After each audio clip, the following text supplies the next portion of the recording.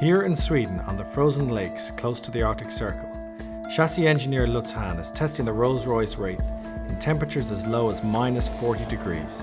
My main focus is on the chassis for the suspensions and for the dynamic stability control.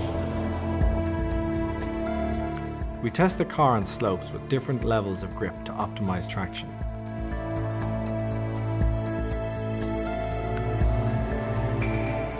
While tight corners are used to assess the car's agility, dynamism and handling in these conditions.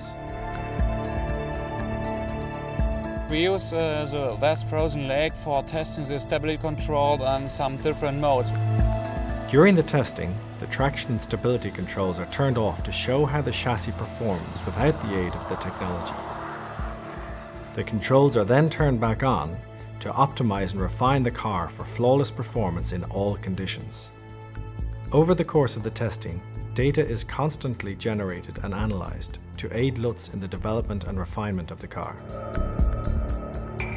There are not many customers who will ever drive in such extreme conditions, but it is essential that we test Wraith in this way to ensure that we have produced a Rolls Royce that performs effortlessly in all situations.